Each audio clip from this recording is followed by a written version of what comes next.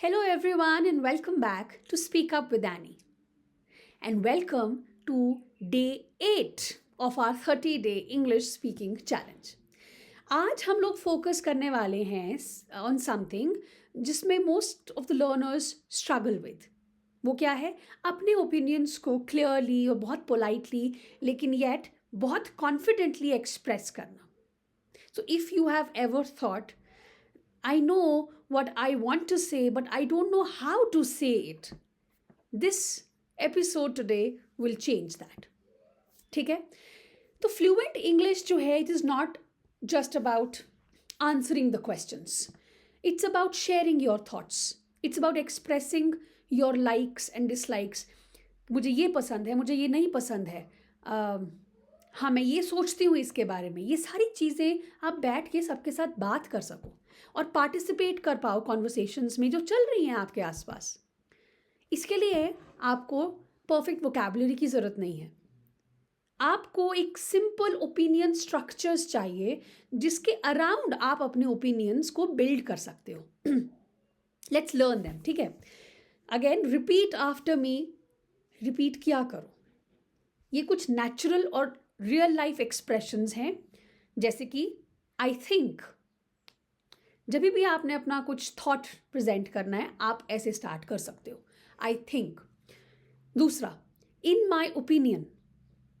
In my opinion this should be good. Third, I feel that this will not be suitable for me. I feel that.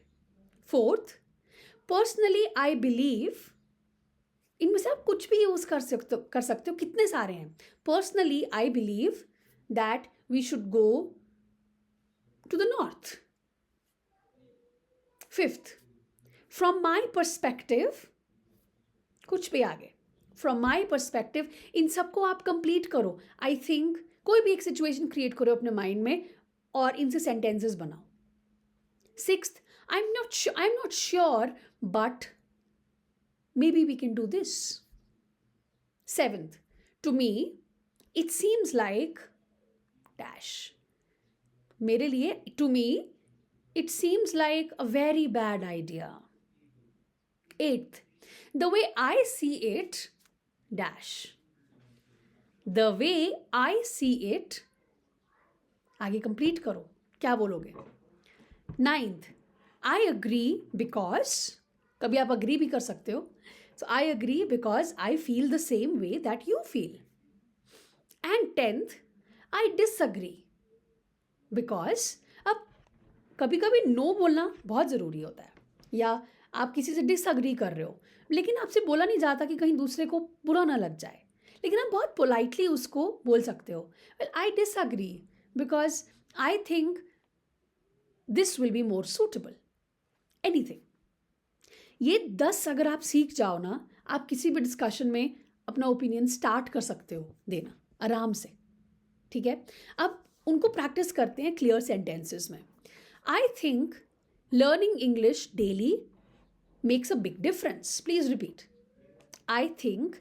मैं आपको repeat करने को क्यों कहती हूँ? क्योंकि जितनी बार आप रिपीट करोगे आपका ब्रेन ट्रेन हो जाएगा उस स्ट्रक्चर में. आपको कोई ग्रामर सीखने की ज़रूरत नहीं है, आपको रटने की ज़रूरत नहीं है. आपको स्ट्रक्चर, जो स्ट्रक्चर है पूरा, उसको अपने ब्रेन को ट्रेन करना है. I think learning English daily makes a big difference. Second, in my opinion practice is more important than grammar. Third, personally I believe confidence grows with speaking. Fourth,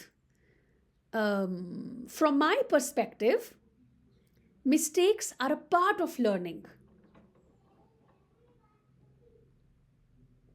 Fifth, the way I see it, English is a life skill. Sorry.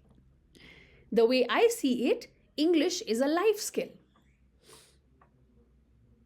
Seventh, I agree because consistency is the key. And last, I disagree because everyone learns differently. Very nice. Your speaking is already improving if you are practicing with me. दूसरी बात आती है how to disagree politely. कैसे disagree करना है किसी के साथ ताकि उनको बुरा भी ना लगे और आपकी बात भी आगे चली जाए. बहुत सारे तरीके हैं डिसअग्री करने के, बस हम लोग डरते हैं, राइट? तो अब कैसे कहना है? Disagreeing doesn't have to sound rude. आप कुछ सॉफ्टनर्स यूज़ कर सकते हो, जैसे कि आपको आउट लाउडली नहीं नहीं नहीं तुम गलत बोल रहे हो ऐसे बोलने की ज़रूरत नहीं है. No no no you are wrong. You can say I see your point but I think whatever your line is. आप उसके साथ उसको ये भी तो कहो ना कि I see what you are saying, I understand your point, लेकिन मुझे ऐसा लगता है कि इस चीज़ में ऐसा होना चाहिए. सेकेंड, आप ऐसा भी बोल सकते हो I understand however I disagree because everyone learns differently. या फिर आप ऐसा भी कह सकते हो well that's interesting what you are saying but I feel a little bit could be added to your point, right? So, for example, I see your point, but I think practice should be daily. So, this is how confident speakers will disagree respectfully. ठीक है? अब हम सीखेंगे एक 3 sentence method for clear opinions. कभी भी आपको कोई पूछे, समवन आस्क्स योर ओपिनियन, आप इस फॉर्मूला को यूज़ कर सकते हो. सबसे पहले sentence number 1 would be give your opinion. I think online learning is very helpful. Second sentence में एक रीज़न देना है आपने. Because it's flexible and it is accessible, it is easier, we can sit back at home, जो भी आपका reason है. और तीसरा, आपने हमेशा एग्जाम्पल देना है.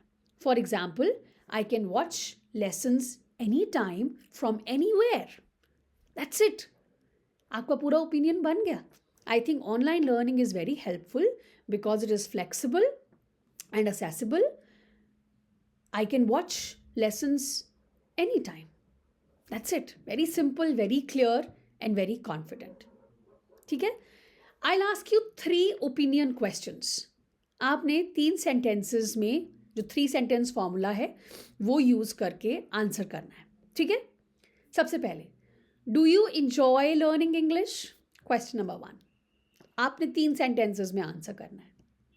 Question number 2, should people read every day? Question 3, is social media useful? You can pause the video, answer allowed, and if you feel like it, answer in the comment section also. आज का आपका homework, सबसे पहले तो आपने 3 opinion questions को answer करना है.